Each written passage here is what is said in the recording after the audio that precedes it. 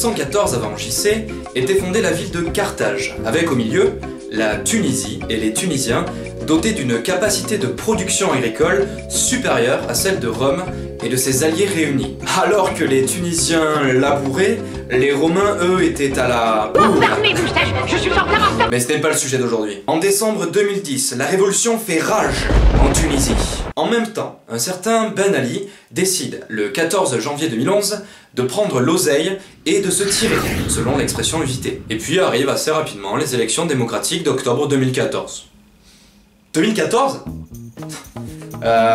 Jeanne, entre 2011 et 2014, il y a quand même 3 ans. Y a pas un petit bins là? Là, tu me fais... Là, je suis ridicule. Je suis ridicule, Jeanne. Il doit y avoir une erreur. Tel un is no good des temps modernes, Mohamed Ghannouchi, le premier ministre en place, s'autoproclame calife à la place du calife le 14 janvier 2011 à 18h. Il s'ensuit que le Conseil constitutionnel distille un cinglant aller-retour à ce bon vieux Ghannouchi, en proclamant Fouad Mebaza, alors à la tête du Parlement tunisien, président de la République, en vertu de l'article 57 de la Constitution tunisienne. Il s'avérait en fait qu'un Mohamed Ghannouchi président aurait permis, selon un plan machiavéliquement concocté par la garde présidentielle, un retour de l'oncle Ben à la tête de l'État tunisien. Ce bon vieux Ben, comment va-t-il? Bon, on est entre nous, hein? Voilà, j'avais une question pour toi qui me turlupinait depuis ne sais-je combien d'années. Qu'est-ce que ça a fait au moment où tu t'es fait entuber par une constitution que tu avais toi-même rédigée? C'est quoi le sentiment qu'on a à ce moment-là? Faisons comme ça.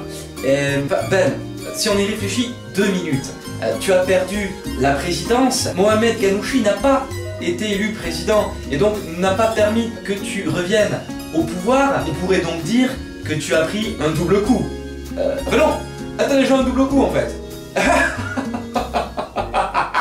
Mohamed Ghannouchi demeure tout de même Premier ministre et se voit confier la tâche délicate de constituer un nouveau gouvernement de transit digérable par les Tunisiens, c'est-à-dire dépourvu des membres du vil parti banaliste RCD, Rassemblement Constitutionnel Démocratique. Sachant que Ghannouchi en personne fait partie du bureau politique du RCD depuis 2002, ça paraît tout de même mal parti pour se débarrasser du parti du mal. Bien évidemment, ça ne loupe pas, et bien que certaines personnalités de la société civile intègrent le gouvernement, Mohamed Ghannouchi recycle, et ainsi 6 membres du vil parti RCD conservent leur poste, à condition qu'ils s'en aillent de ce parti. Bien sûr.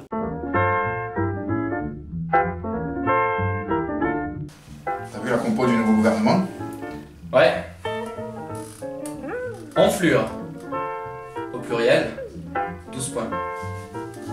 Ce nouveau gouvernement Ghannouchi annonce la libération de tous les prisonniers d'opinion, la levée de l'interdiction d'activité de la Ligue des droits de l'homme et la liberté totale de l'information. Et avec en bonus la suppression du ministère de la Communication, accusé de censurer la presse et d'empêcher la liberté d'expression.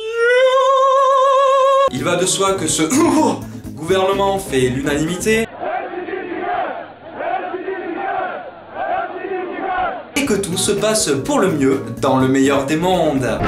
À Tunis, la police fait de nouveau usage des gaz lacrymogènes pour disperser les militants de l'opposition et les syndicalistes, traitant le nouveau gouvernement de mascarade. Le puissant syndicat UGTT désavoue le nouveau cabinet et retire 3 de ses ministres du gouvernement. Mohamed Ghannouchi serait moche. À l'issue du premier conseil ministériel du cabinet de transition, l'État tunisien devient l'heureux propriétaire de tous les biens mobiliers et immobiliers ayant appartenu au RCD. De même, il est annoncé que les 1800 prisonniers politiques sont amnistiés en grande pompe, bien que certains ne portent plus de chaussures. Enfin, le gouvernement reconnaît tous les mouvements politiques interdits. Et il n'interdit pas de reconnaître tous les mouvements politiques autorisés. Sentant le souffle chaud des manifestants sur sa nuque frêle, Mohamed Ghannouchi confirme l'abrogation des lois antidémocratiques, la préservation des acquis sociaux, la protection du statut des femmes tunisiennes, ainsi que le maintien de la gratuité de l'enseignement et l'accès aux soins médicaux pour tous. Ouais. Laissez-moi à présent vous raconter une petite histoire.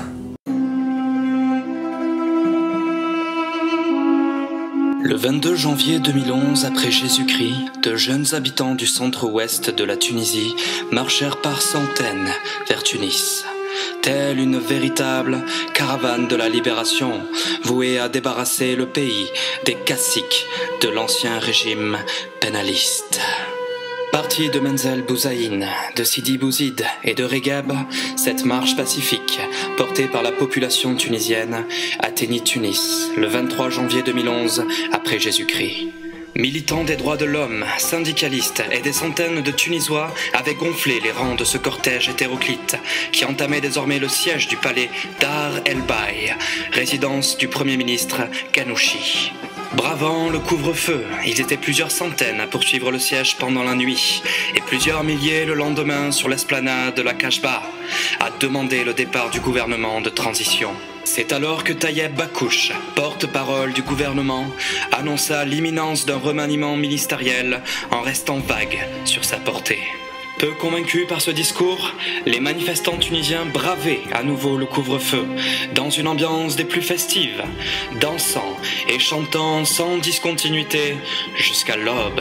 De peur que leur lutte soit récupérée et serve les vieilles élites citadines, ils huaient et molestaient Monsef Marzouki, ancien opposant, lors de sa venue place de la Kabache et criaient à la récupération. C'est le 27 janvier 2011, et après 3 jours d'intenses négociations, que Mohamed Ghannouchi présenta un nouveau gouvernement expurgé des derniers reliquats bénalistes, sous l'explosion de joie de la caravane de la libération.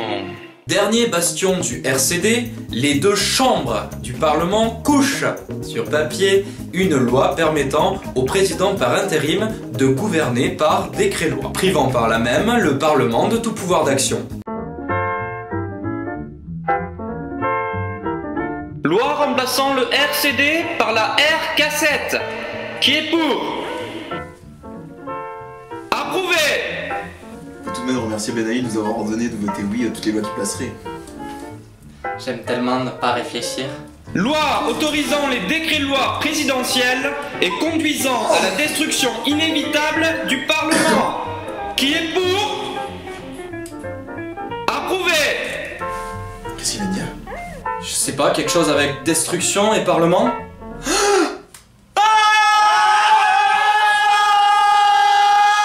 Le 27 février 2011, une manifestation de 100 000 personnes et ils décident de partir et de ne revenir jamais. Béji Caïd Essibi, ancien ministre sous Bourguiba, récupère le siège du Premier ministre et s'en va d'ailleurs fort encombré, disposant déjà lui-même d'une bonne demi-douzaine de sièges chez lui. C'est inutile.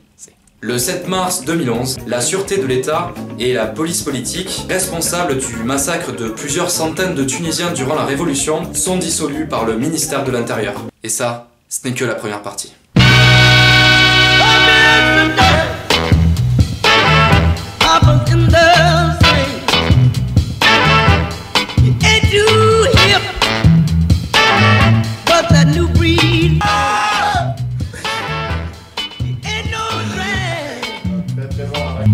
Papa's got a brand new